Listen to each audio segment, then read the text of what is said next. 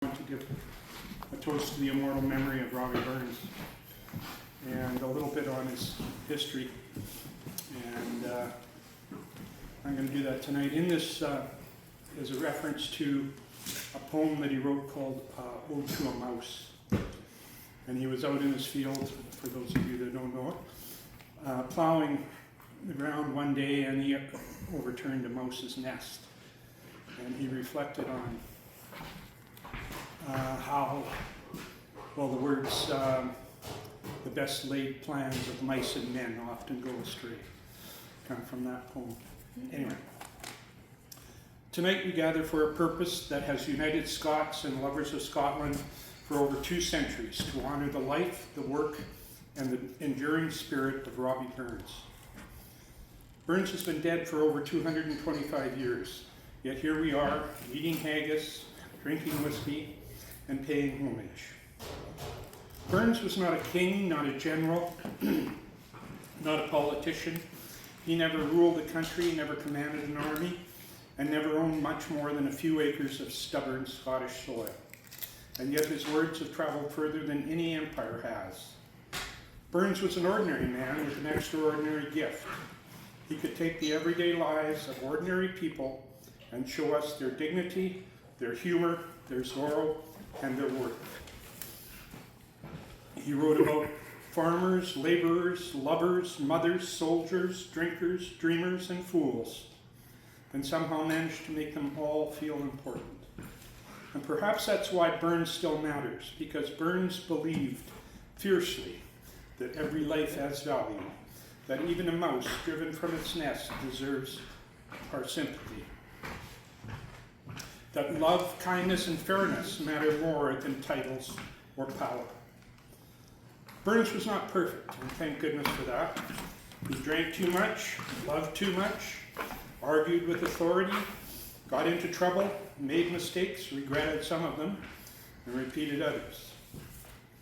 As Burns himself put it, a man's a man for all that. That's the tune that Laurie played when she marched in the haggis. Burns was real.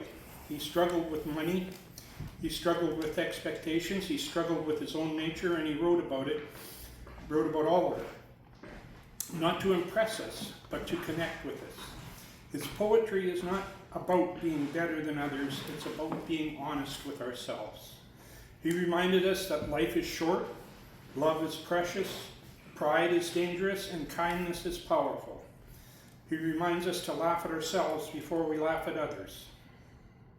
And he reminds us that no matter how divided the world becomes, by class, by politics, borders, or by beliefs, we are still bound together by the human hopes to be respected, to be loved, to be understood, and occasionally to have a good dram with good company.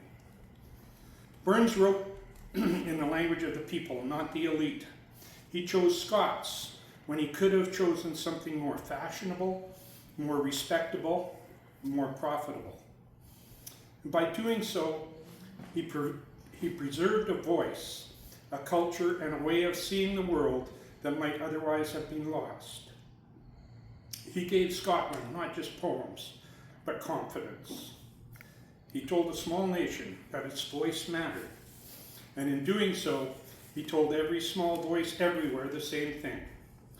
So tonight, we raise a glass to Robbie Burns. We are not just honoring a poet, we are honoring compassion over cruelty.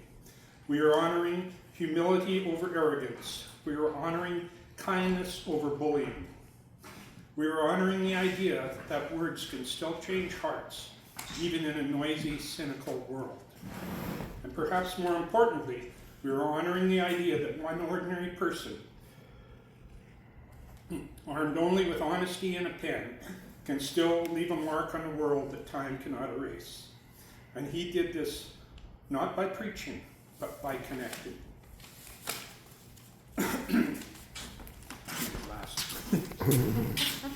pass me the water.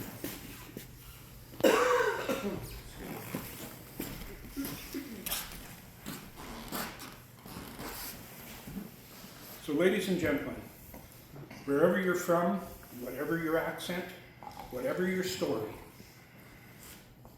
tonight you are part of something beautifully human and deeply Scottish. So please rise, charge your glasses, and join me in a traditional toast. The immortal memory of Robert Burns. Robert Burns.